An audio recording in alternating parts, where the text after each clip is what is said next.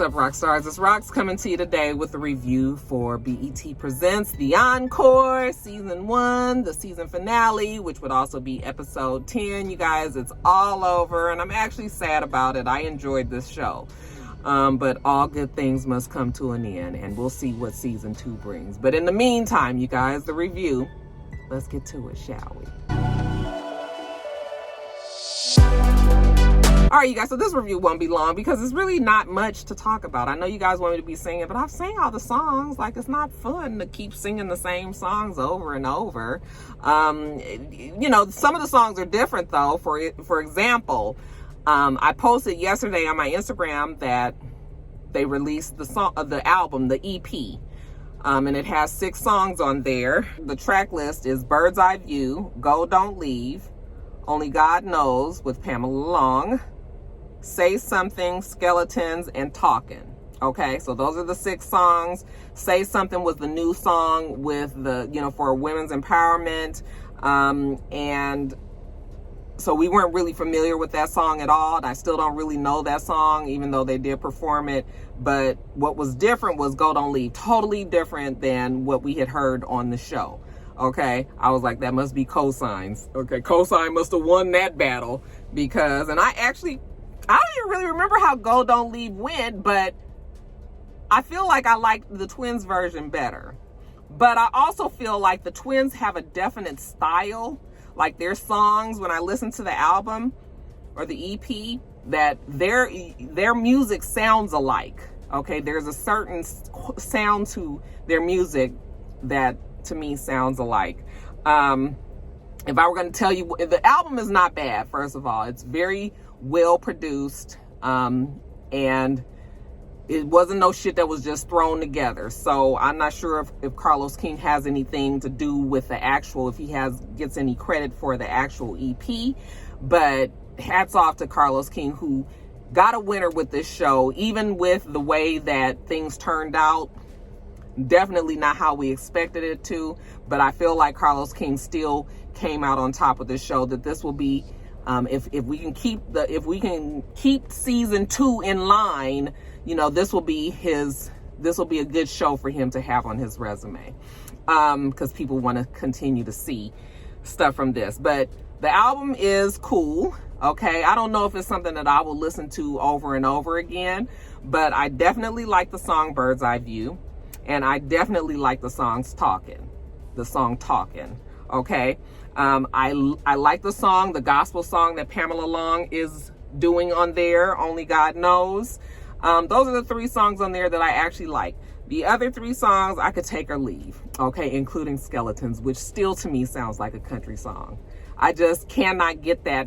It's the cadence of the do do do do do do do do do do do do. You can lay your head on the other side of my pillow. It sounds country to me. Like, that's a riff that country music has, so I can't get that sound out of my mind, and I feel like she can sell that song to a country singer and it would do very well. But I think the album is decent, and I actually think it's much better than I thought it was going to turn out.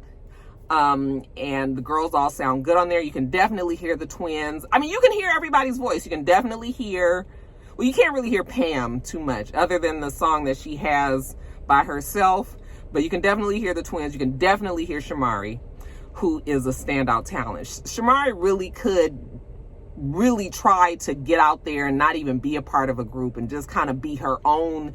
I mean, she has the talent that much. And it's a shame that after she got out of 702 or whatever might have happened, not 702, Black, with whatever happened, that she didn't pursue that, because she has a beautiful, strong voice, okay? And, as we get older, y'all don't be wanting to see us older people singing. So it's like, girl, you almost done missed your bus, so you need to get on it. But she is a talent. She's a force for sure. But you can hear her voice and the Twins, and you can every now and then hear Keely, but it still kind of sounds like a Cherish. It's still very much Cherish, heavily influenced. I mean, very, very much so. But it's good, you guys. It's not bad. I know a lot of people are like, I don't want to hear because Nivea's not on and all that. Well, get over it. Nivea's gone. You're just going to have to accept that. Okay? All right? She's not on there. But the album is still decent. So you guys check it out. But anyway, let me get on with the review. All right, so the show starts. It got 36 hours before showtime. You know, they're rehearsing. They're trying to figure out the stage show. It's crunch time now. Okay? I now feel like these last couple of hours on the show, you know, for this episode, that it's a little bit of them trying to create the feeling of we not quite ready yet, and you know, giving us good TV. Okay? Because it's clear that they've been doing a lot of work behind the scenes that we did not see. Now, we saw the fighting and the arguing and shit, but things don't just come together if everything is just so chaotic all the time. And it's clear that it wasn't chaotic all the time. They had enough time to do another extra song, and those songs are put together. Okay, so now I'm just sort of like, y'all can do all of this. We already know it's all gonna come together. Okay, but we'll watch it because it's on the damn show. Sita calls them to the couch, and of course everybody's all relaxed now. Everybody gone. Now it's just the twins and Shamari and Pam basically, and Keely, and so no more dissension, right? Sita asks them, do they feel cohesive? Shamari says she feels like this is something that the world needs to hear, that they actually truly have something there. And Sita tells them to continue to support and love up on each other. I was just like, I mean, you can say that to this group now, but the ones that they didn't love up on and support obviously are gone. So the day of the rehearsal is here. They are going to make sure that they bring it when they hit the stage. Okay, so they actually are going to the venue so that they can get a feel for the stage, you know, and do their rehearsal there. We also got to make sure that we get this wardrobe right. And nobody in their right mind waits till the day before a concert and tries to clothe 5 people. That's why I'm saying that this was bullshit, you know, that they were just making it seem like, you know, because they get to the venue. The stylist, what was his name? Daryl or Darius or something like that. Darius, he ain't had the shit still. And it was just sort of like, but why don't you? You know, he was like, oh, the certain people are not here with your stuff. And I was just like, you know. So, of course, everybody is getting anxious and excited and upset. Okay, anxious in the bad way. Because their clothes are all wrong. They're looking at the shit on the rack and it's like, what's this? What's this? Who's this? I'm not wearing this. I mean, nobody is going to wait till the day before, right?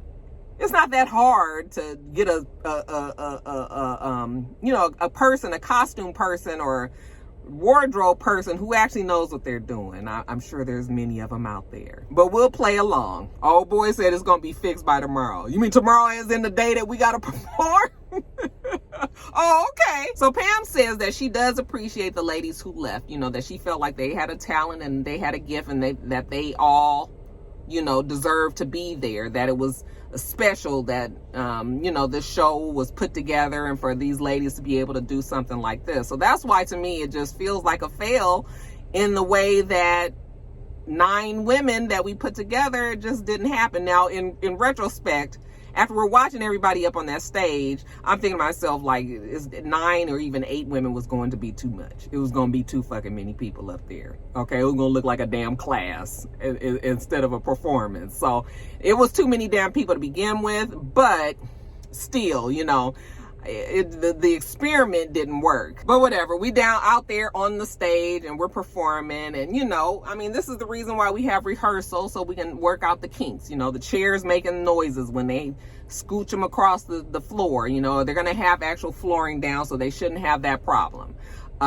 They can't hear each other in their mics. They can't hear themselves in their mics. Everybody is acting like they're very frustrated with, you know, the recent events, and just even more nervous about the fact that they don't even have their wardrobe down and they have this performance the next day. So when they go back to the house,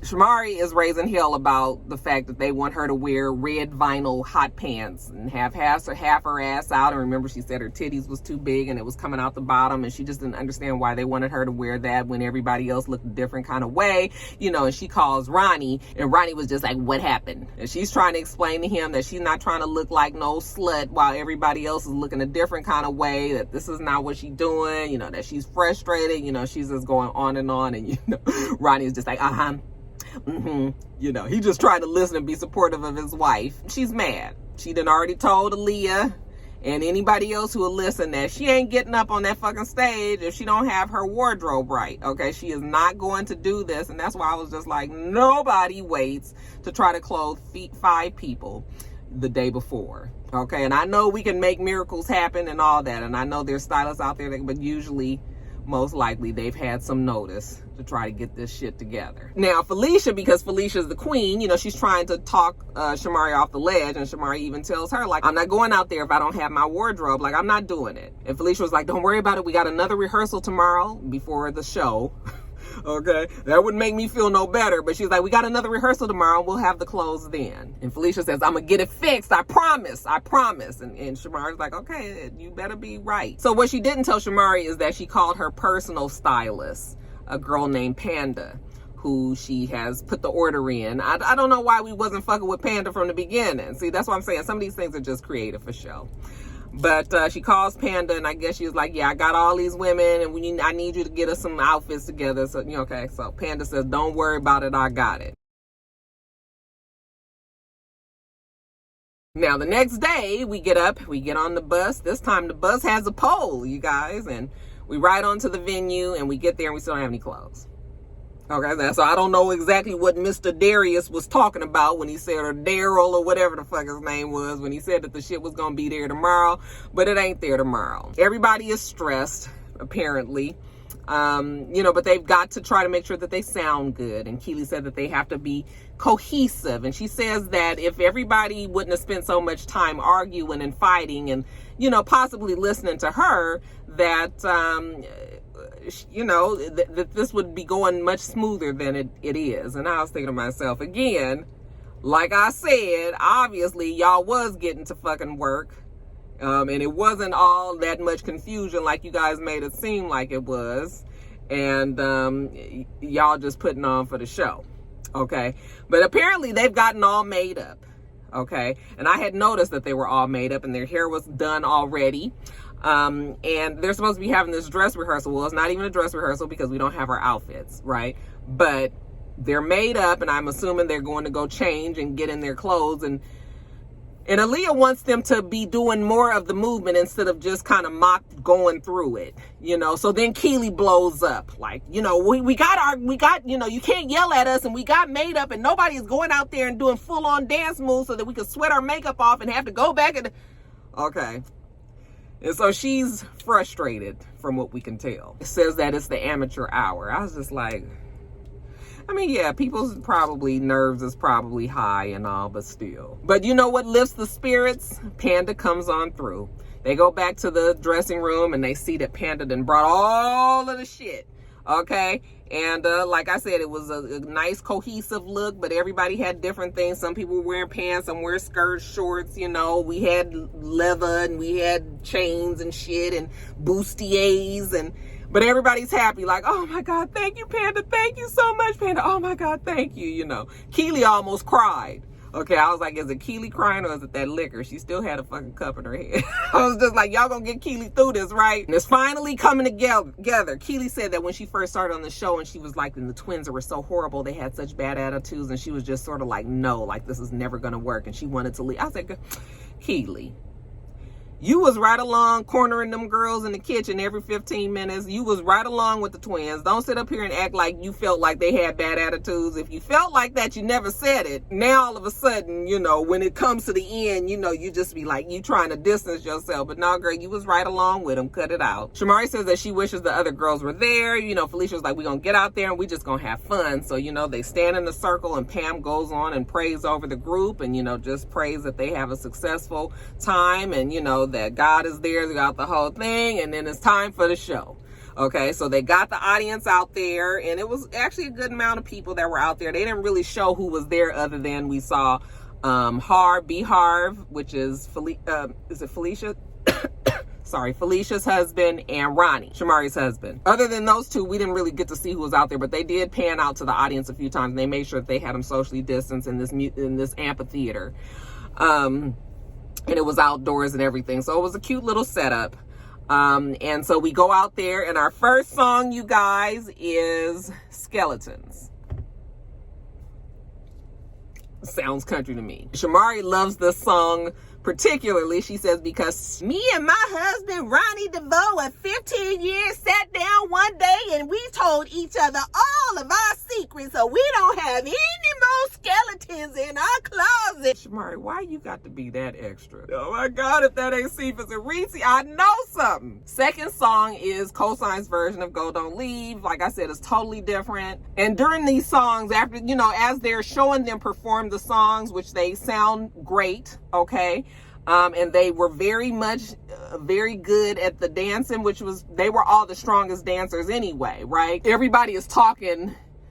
People are saying how they feel about their experience on the show as they're performing. So while they were performing Go Don't Leave, Fallon was saying how at the beginning of the show, you know, she wanted to leave the show, but she's happy, she's proud of her perseverance, and that she's gonna give it her all. I'm thinking to myself, like, you persevered because you were the one that was fucking with everybody. Okay? It's easy for the damn bully to stay. It's the ones that was getting attacked is the one that couldn't take it. So what are you saying, Fallon? And that's when they showed B. Harv, who was saying that he was so proud of Felicia. He said that was his first time seeing her perform, that, you know, he just was really amazed at how talented she was, okay? So that's got to be a good feeling to be able to impress your, you know, your spouse like that. The next song was Pam's song. I went so bad, so badly. I was so badly low.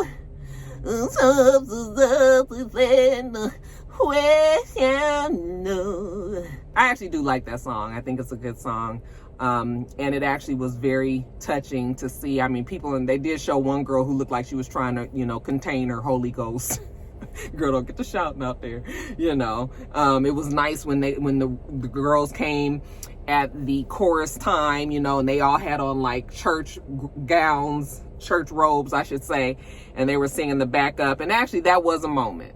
I won't even lie. I felt like that was a moment, and I enjoyed that immensely. Okay, that was the only time that we really saw Pam up there. We saw Pam up there before that. One song, was it Go Don't Leave? She came out and did like some ad-libby kind of stuff. But she didn't perform the first song. She performed during this song. The next song was Talkin', which is my jam. I think that's actually the best song on the album. Okay. Remember, we had Nivea at the beginning originally, who's doing grab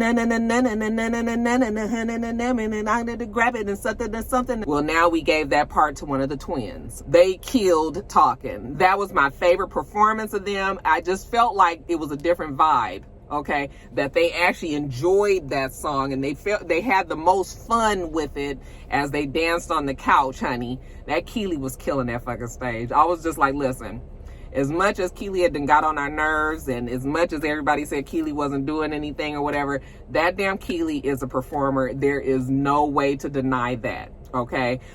She was the person that they needed. The way that they kept on telling her that they needed her to be in the group, it wasn't even necessarily so much for the singing. It was for her stage presence. I mean, like somebody said on Twitter, she was giving fucking sex kitten whore. All right, her hair was so teased, and, you know, she had that bright ass red lipstick on, but, you know, she looked very sexy. And it was actually, I actually enjoyed her the most. Every time that I looked at them girls, my eye went to Keely. Okay, because if she wasn't, you know, sticking her tongue out or doing something, she was humping that fucking floor. She had her legs open. She was bouncing. I was just like, Keely, girl, you gonna make me, you gonna make me love you, girl. I was just like, yes, Keely, yes. So they definitely needed her. You know, her voice doesn't do anything, like I said, but she was the part that was missing for sure. And even the ones that left, I don't know if they would have been able to give what Keely was given. I enjoyed Keely though. Then the next song is the women's empowerment song. What was the name of the damn song? Say Something. I could take it or leave it. You know, Pam says that the song meant a lot to her because, you know, people will always down you for the things that you can't do, but it's like, damn, can I get some credit for the shit that I am good at? You know, as a woman, can somebody give me my props when, you know, so that's what that song was about. So, I mean, it was whatever. And then the last song that they did was Bird's Eye View, which is another song that I think is really good. And then in the song, in the part where it says, you don't know what it took to get here, all my dreams could be gone tomorrow, or something like that. That was the part that Misha was supposed to sing. When we saw Keely sing that, I was like bummed, because I was like, this is exactly the fuck why I said that Misha and Irish shouldn't have left. Basically, Misha and Irish let some bitches run them off their damn job, and they deserve to be able to get up there and for us to enjoy them the way we enjoyed the rest of the girls that was up on that damn stage.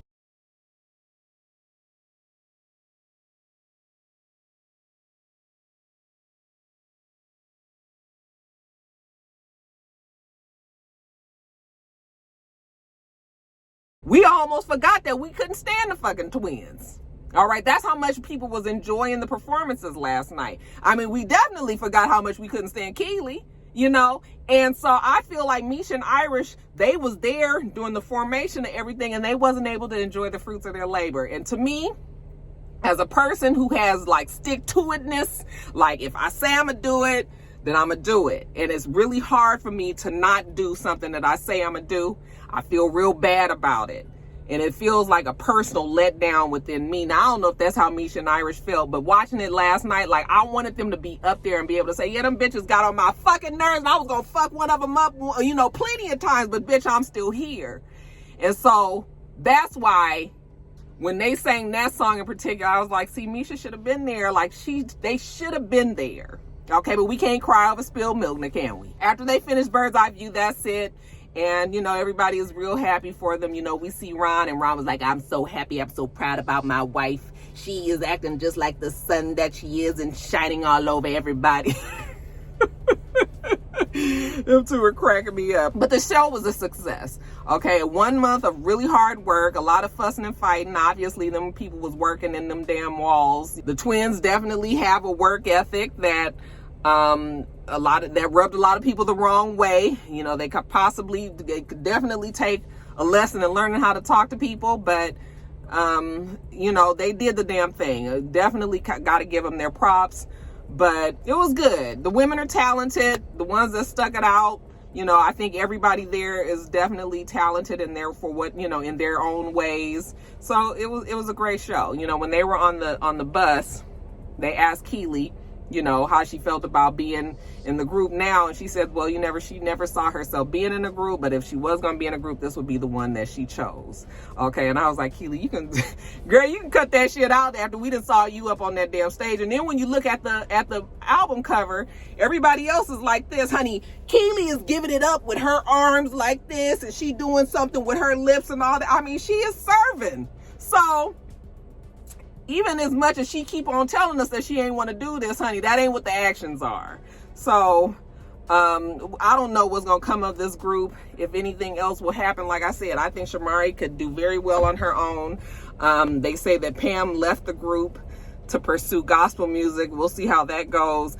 Pam didn't really fit anyway. I think Pam was just there for the more mature spiritual guidance of the group. Okay, as much as she could put on the group. I don't know what's going on. We're not getting a reunion, Carlos. This show needs a reunion, and you need to be able to get Aubrey. I know Aubrey moved out the country supposedly, but you need to try to get Aubrey, Misha, Irish, and Nivea back so that we can have a conversation and we can get some shit straight. Okay, and even bring back Elijah and Cosign, Aaliyah, everybody. We need to get everybody back so we can just have a conversation about some of the shit that went down on the show. But yeah, it was cool. It was cool, y'all. What y'all thought about it? Did you guys listen to the album? Do you like the album? Did you enjoy the performances last night? Let me know. All right, you guys, let me get off of here. Get on back to work. Make sure that you rate, comment, and subscribe to the channel. I'm itsrox. The channel is itsrox, and everything else I do will be in the bottom bar. All right. So I hope that you have a wonderful, wonderful rest of your day, and I plan on doing the same. Till next time, rock stars. Goodbye.